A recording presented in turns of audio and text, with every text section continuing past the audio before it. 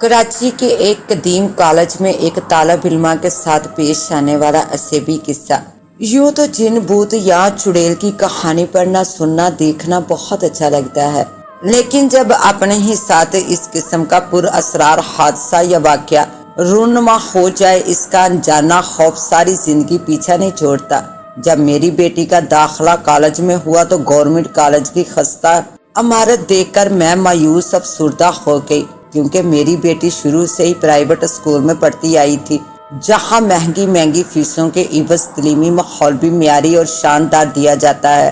طالب علم وہاں کے ماحول کا عادی ہو جاتا ہے۔ عائشہ کے والد کے انتقال کے بعد مالی مجبوری کی بنا پر گورنمنٹ کالج میں داخلہ کروایا۔ وہ پری میڈیکل کی طالبہ تھی، نہایت ذہین، محنتی اور خوبصورت۔ اس کا کالج کیا تھا، ایک چھوٹے جنگل کا نظارہ پیش کرتا تھا۔ ویران کمرے، بڑے بڑے پیپل کے درخت، بڑے بڑے میدان، ٹوٹے ہوئے نل، گندے واش رومز۔ غرض کے یہ عمارت آثار قدیمہ کا نمونہ نظر آتی تھی۔ کالج کا نقشہ دیکھ کر میری بیٹی رونے لگی۔ ماما، کیسے کالج میں میرا نام آ گیا ہے؟ میرا تو گریڈ اور مارکس بہت اچھے تھے۔ میں نے کہا، بیٹا، جو کالج گھر کے قریب ہوتا ہے وہاں ہی نام آتا ہے، بس تم کو اچھا کالج دے کر نام ڈالنا چاہیے تھا۔ خیر، مرتے کیا نہ کرتے۔ وہ کالج جانے لگی۔ ابھی عائشہ کو گئے 1 ہی مہینہ ہوا تھا کہ اس میں نے عجیب سی تبدیلی دیکھی۔ عائشہ جو بطونی قسم کی لڑکی تھی، ہنسمکھ اور خوش اخلاق، اب وہ چپ رہتی۔ کھانا کھانے بیٹھتی تو ایک وقت میں 4 یا 5 روٹیاں کھا جاتی، جبکہ میری بیٹی عائشہ تو نازک سی دبلی پتلی بچی تھی، 1 یا آدھی روٹی بھی مشکل سے کھاتی تھی۔ کہاں اب یہ حال کہ 4-5 روٹیاں کھا جاتی۔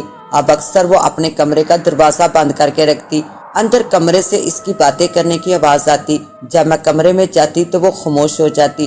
جب میں پوچھتی کہ عائشہ کس سے باتیں کر رہی تھی تو بولتی، ماما، کسی سے نہیں، میں تو پڑھ رہی تھی۔ آپ ہر وقت CID بنی میرے کمرے کے پاس کیوں گھومتی رہتی ہیں، جیسے میں کوئی مجرم ہوں؟ اس کے بے دڑک بات کرنے کے انداز کو دیکھ کر میں حیران رہ گئی۔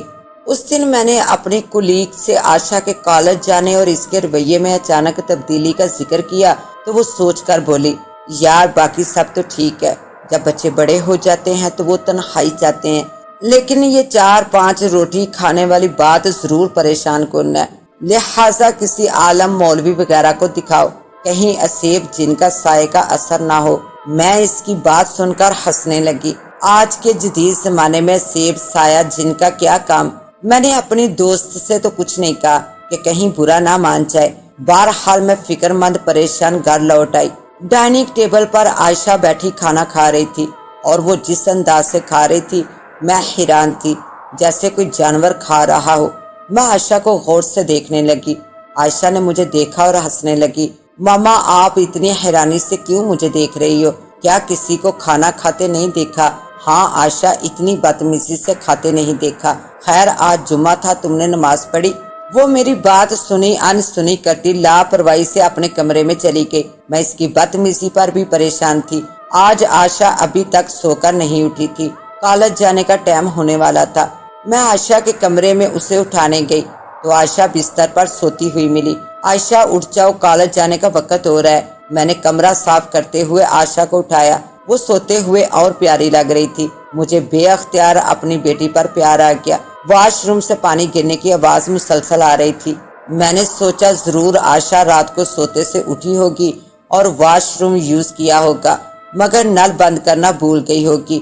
میں واش روم میں نل بند کرنے کے لیے جانے لگی تو ابھی میں نے واش روم کا دروازہ کھول کر اندر قدم رکھا تو عائشہ کو برش کرتے دیکھ کر میں حیران رہ گئی۔ پھر میں نے بیڈ پر نظر ڈالی تو بیڈ خالی تھا۔ ارے یہ کیا معاملہ ہے؟ ابھی تو عائشہ اپنے بستر پر تھی، اتنی جلدی واش روم میں کیسے پہنچی؟ اور میں نے دیکھا تک نہیں۔ میں کانپتے قدموں کے ساتھ کچن میں آ گئی اور ناشتہ بنانے لگی۔ عائشہ کھانے کی میز پر آ کر بیٹھ گئی تو میں نے ناشتہ اس کے سامنے رکھا۔ عائشہ مجھے دیکھ کر مسکرائی، میں بھی مسکرانے لگی اور پھر اپنا ناشتہ لینے کچن میں گئی تو عائشہ کچن کی سلیب پر بیٹھی ناشتہ کر رہی تھی۔ ایک عائشہ کھانے کی میز پر اور ایک کچن میں موجود تھی۔ یا الہی، یہ کیا چکر ہو رہا ہے میرے ساتھ؟ میں حیران و پریشان ہو گئی۔ آج صبح سے میرے سر میں درد بھی ہو رہا تھا۔ یہ میرا وہم تھا یا کچھ اور؟ کچھ سمجھ نہیں آیا۔ میں نے اس بات کا ذکر کسی سے نہیں کیا۔ رات کو جب میں اپنے کمرے میں بستر پر لیٹی کتاب پڑھ رہی تھی کہ دروازہ کھول کر عائشہ میرے کمرے میں آ گئی۔ ماما مجھے نیند نہیں آ رہی، پتہ نہیں کیوں، اور مجھے بہت ڈر لگ رہا ہے، اور ایسا لگ رہا ہے کہ میرے ساتھ کوئی اور بھی موجود ہے۔ میں نے اسے آیت الکرسی پڑھنے کو کہا۔ وہ آیت الکرسی پڑھتے پڑھتے سو گئی۔ میں پیار سے اس کے بالوں میں ہاتھ پھیرتی رہی۔ عائشہ بے خبر سو گئی تھی کہ بے ساختہ میں نے اس کے ماتھے پر پیار کر لیا۔ گھڑی پر نظر ڈالی تو دیکھا 1 بج رہا ہے، صبح آفس بھی جانا ہے۔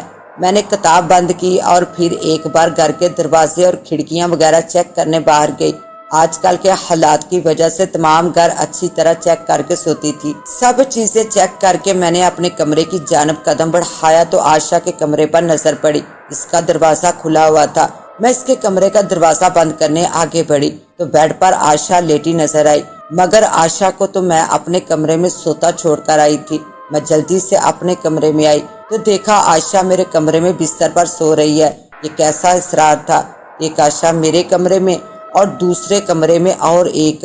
اب ڈر اور خوف کے مارے میرا برا حال تھا۔ میں نے کمرے کے ایک کونے میں صوفے پر بیٹھ کر ساری رات گزار دی۔ مجھے سمجھ میں نہیں آ رہا تھا دونوں میں سے اصلی عائشہ کون ہے اور یہ سب کیا ہے۔ میں ڈر کے مارے وضو کرنے بھی نہ گئی۔ ساری رات ٹک ٹکی باندھے کبھی عائشہ کے بستر پر کبھی دروازے کو دیکھتی رہی کہ دروازے سے دوسری عائشہ نمودار نہ ہو جائے۔ جو قرآنی آیات زبانی یاد تھی وہ پڑھتی رہی۔ آخر کار صبح ہو گئی۔ حسب معمول اب عائشہ اٹھ کر بیٹھ گئی۔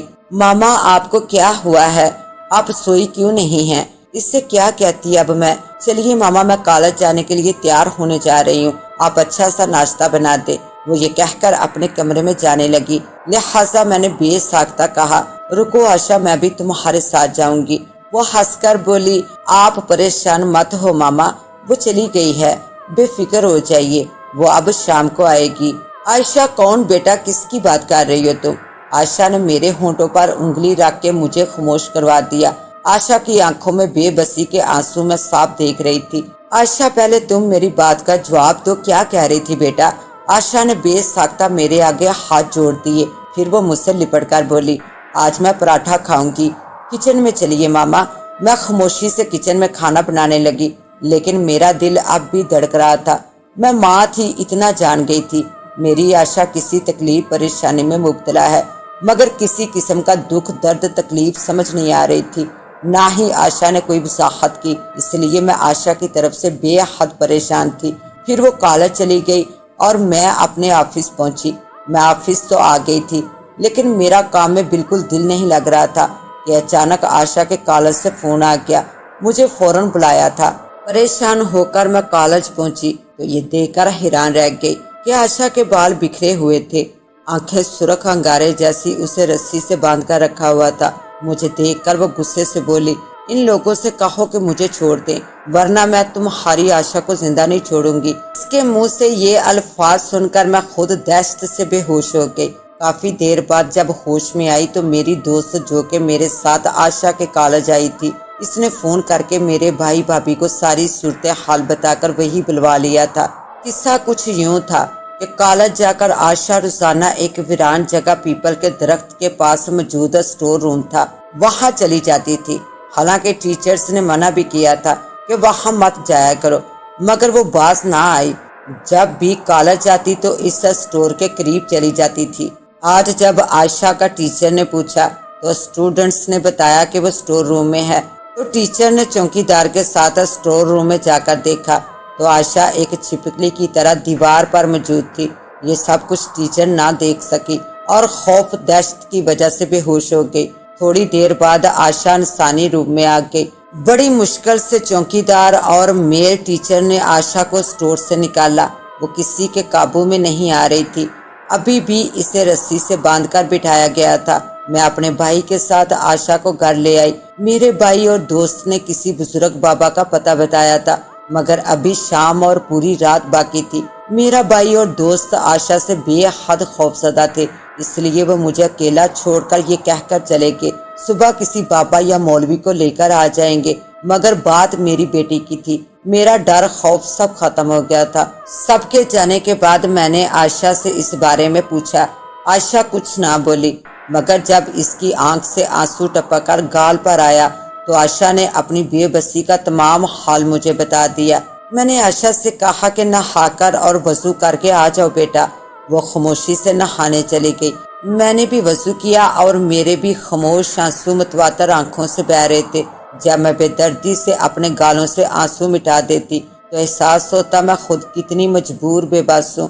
फिर नमाज हाजत पढ़ने के बाद अल्लाह ताला के सामने खूब जी भर कर फूट फूट कर रोई और सादक दिल से दुआ की कि या अल्लाह मेरा कौन है तेरे सिवा, मैं किसके पास जाऊं, मैं किसी को नहीं जानती हूँ, तू ही मेरा मालिक वो खालिक है, पहले भी तूने ही दूर की थी, हर मुश्किल में तू ही काम आया है, हर मुश्किल में तू ही काम आया है, बुरे वक्त में मैंने तुझे ही पुकारा है, आज फिर वो मुश्किल घड़ी आई है, मुझे मायूस ना कर मेरे खुदा, मेरा साथ देकर मेरा हौसला बढ़ा, मुझे तुझ पर इत्मीनान है, अल्लाह मेरी मदद फरमा। बस ये अल्फाज जो ज़ेरे लब शुरू किए तो 1 घंटा यही अल्फाज मेरे मुंह से निकलते रहे, अल्लाह मेरी मदद फरमा। आंखें बंद किए यही अल्फाज बोले जा रही थी, आंसू बहे जा रहे थे। अचानक कुरान पाक मेरी बंद आंखों के सामने नजर आ गया। फिर कुरान पाक खोला और आयतल कुर्सी, सूरतुल नास, सूरत फलक और सूरत हशर की आयात एक के बाद एक खुलती चली गई। ये कुरानी आयात में जागते हुए मगर आंखें बंद किए सादक दिल से तिलावत कर रही थी। हम सब मुसलमान हैं, ये कहानी नहीं एक सच्चा वाक़या है। शिद्दत से खुदा से लो लगाने पर हमारी खुदा जरूर सुनता है।